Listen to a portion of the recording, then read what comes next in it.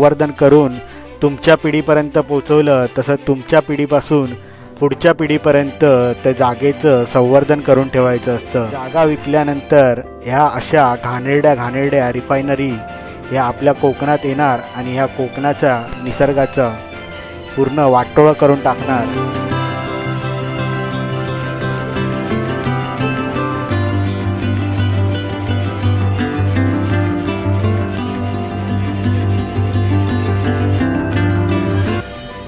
प्राचीन व मध्ययुगीन काळात जैतापूर हे बंदर होते। कोकणातील 7 महत्त्वाच्या दीपगृहांमध्ये एक हा आंबेरी पूल या आंबेरी गावचं खरंच असं आकर्षण आहे। या ब्रिजवरून जाताना असं वाटतंय की समोर आपण निसर्गाच्या कुशीतच चाललो आहे। खूपच सुंदर असा रस्ता आहे। चलो भाऊ चल बाय। गणपती बाप्पा मोरया।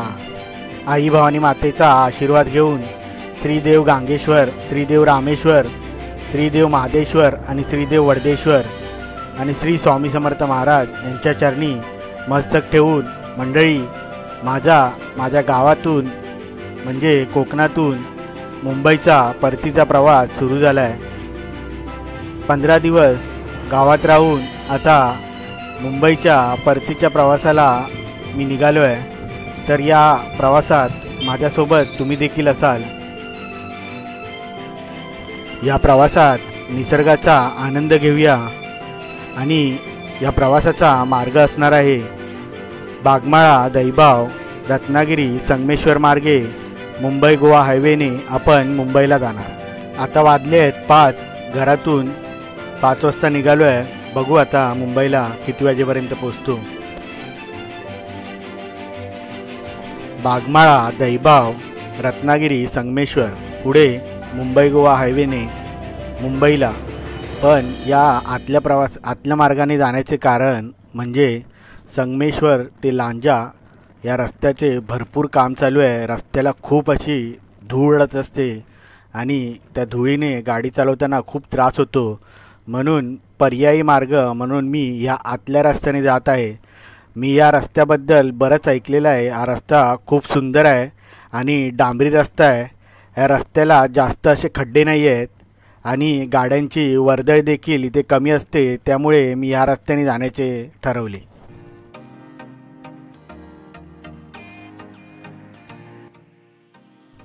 आता आलो आहे आंबेरी चेकपोस्ट, राजापूर रोड। तर मंडळी इथपर्यंत रस्ता खरंच खूपच सुंदर आहे। डांबरी रस्ता आहे। रस्त्याला अजिबात खड्डे नाही आहेत आणि वाहतुकीची खरंच या रस्त्याला वर्दळ नाही। मला वाटतं ही सकाळची वेळ आहे कदाचित त्यामुळे वाहतुकीची वर्दळ नसेल। पण आत्तापर्यंत इथपर्यंत येईपर्यंत मला कोणतेही वाहन इथे आढळले नाही। हा आलेला समोर आंबेरी पूल, त्याच्या खालून वाहणारी ही वाकटोन नदी बघा। दोन्ही बाजूला असलेले डोंगर आणि त्याच्या खालून वाहणारी ही नदी आणि त्या नदीवर असलेला हा ब्रिज, खरंच हा आंबेरी पूल या आंबेरी गावचं खरंच असं आकर्षण आहे।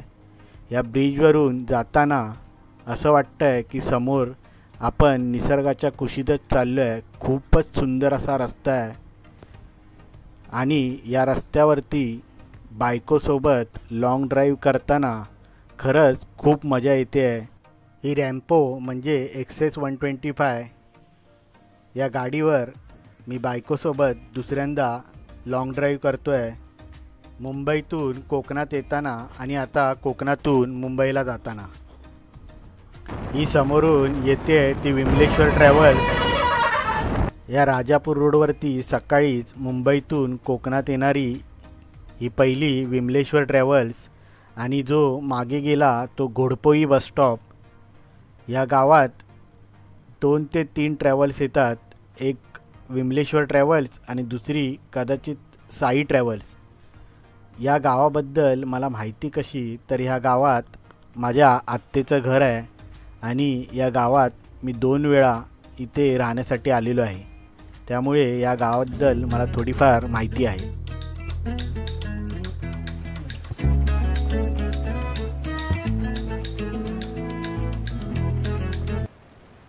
कात्रादेवी बसस्टॉपवरून उजव्या हाताला वळून आता आपण आलो आहे कोंबे बसस्टॉपजवळ.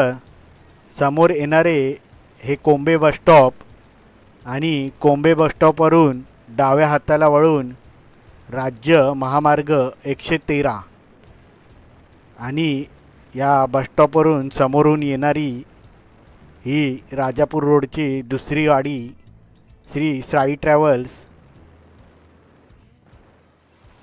तसं बघायला गेलं तर मेच्या 15 तारखेनंतर बरेच असे चाकरमानी गावी येतात. मेच्या 15 नंतर पावसाळी वातावरण गावात निर्माण होते आणि पावसात गावात खरंच खूप मजा असते.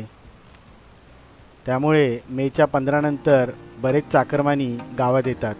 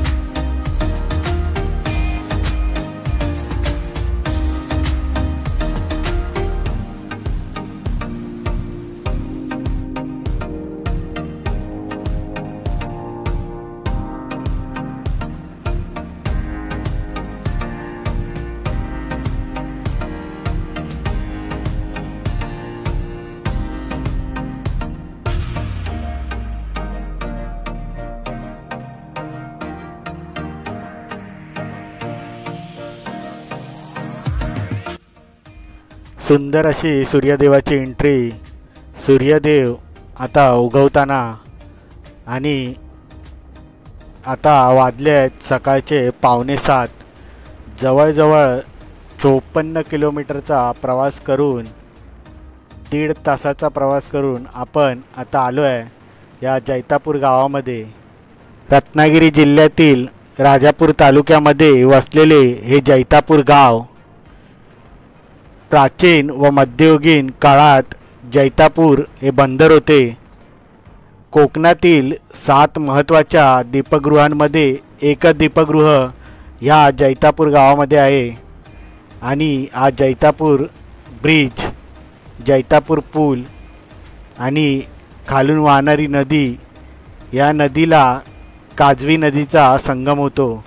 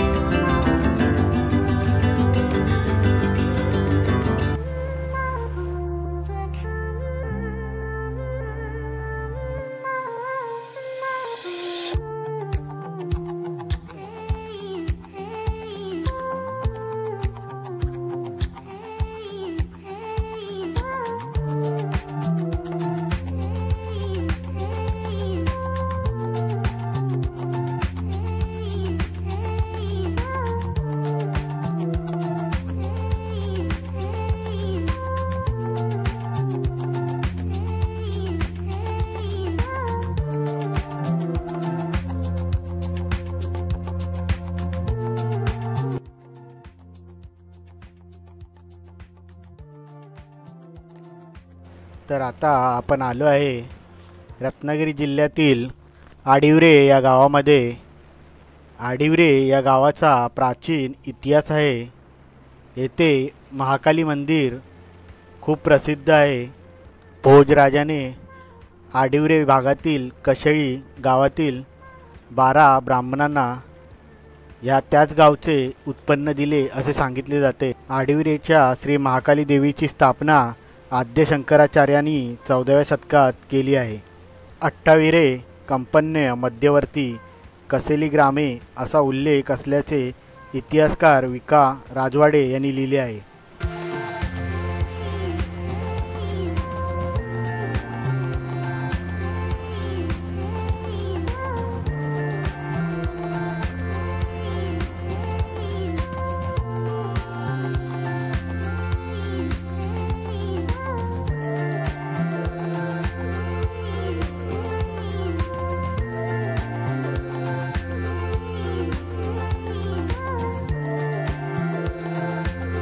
रत्नागिरी जिल्ह्यातील मुचकुंदी नदीच्या मुखाजवळ पूर्णगडाचा छोटासा किल्ला गतवैभवाच्या खानाखुणा जपत उभा आहे.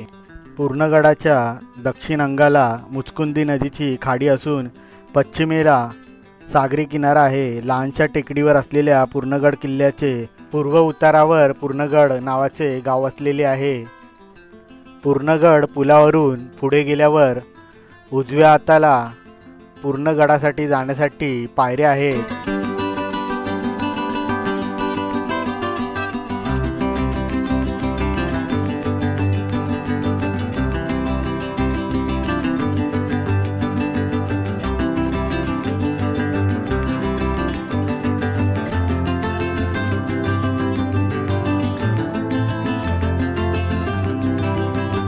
तर कसा वाटला हा माझ्या कोकणातला निसर्ग.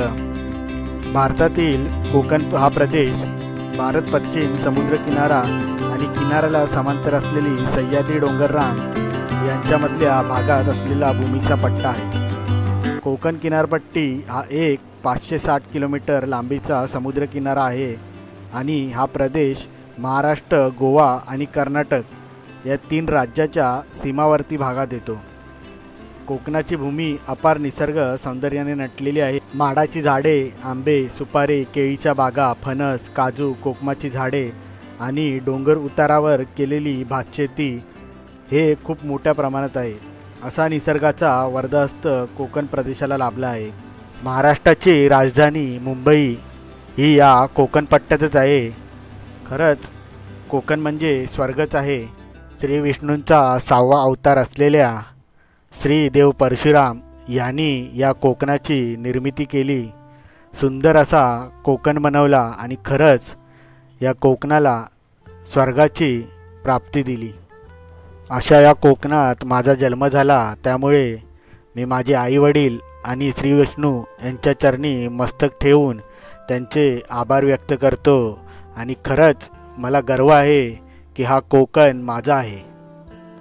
तर या कोकणाबद्दल मी एवढं सांगितलं. मुळात कोकणी माणसाने हे समजून घेतलं पाहिजे की आपली स्वतःची जी जागा असते ती जागा कधी विकू नये, तर तिचं संवर्धन करायचं असतं. तुमच्या वाडवडिलांनी तिचं जसं संवर्धन करून तुमच्या पिढीपर्यंत पोचवलं तसं तुमच्या पिढीपासून पुढच्या पिढीपर्यंत त्या जागेचं संवर्धन करून ठेवायचं असतं. जागा विकल्यानंतर ह्या अशा घाणेरड्या रिफायनरी ह्या आपल्या कोकणात येणार आणि ह्या कोकणाच्या निसर्गाचा पूर्ण वाटोळं करून टाकणार. त्यामुळे खरंच कोकणी माणसांनो, तुम्ही कोणीही आपली स्वतःची जागा विकून स्वतःचं अस्तित्व निर्माण करण्याचा प्रयत्न करू नका. कोकण भूमीत आपला जन्म झाला तो फक्त निसर्ग आणि या सौंदर्य टिकवण्यासाठी. या जागेचे आपण खरे मालक नाही, तर आपण खाली फक्त भाडोत्री आहोत. या जागेचे खरे मालिक श्री देव परशुराम आहेत. त्यामुळे त्यांच्या आदेशानुसार या कोकणात जन्मलेल्या प्रत्येक कोकणी माणसाने या निसर्गाचं सौंदर्य टिकवण्याचा प्रयत्न करावा.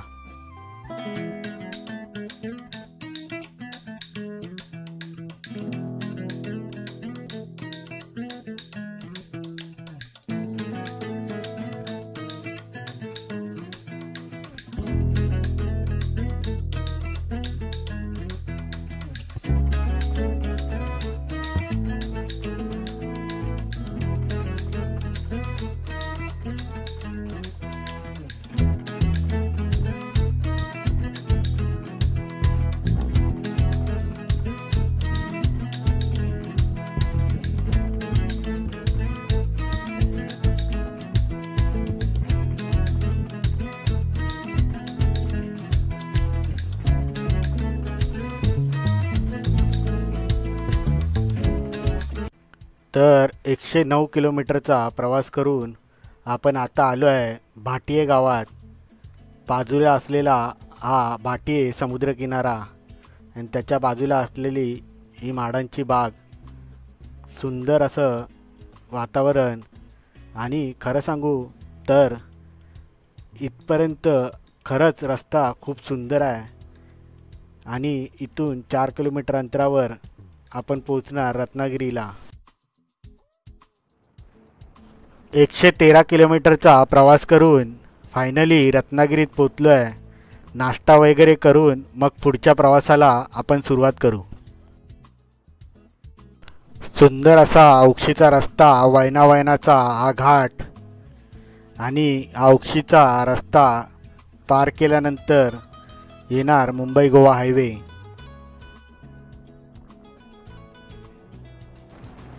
गावागावातील सुंदर अशा डांबरी रस्त्यावरून फायनली आता आपण मुंबई गोवा हायवेला आलेलो आहे.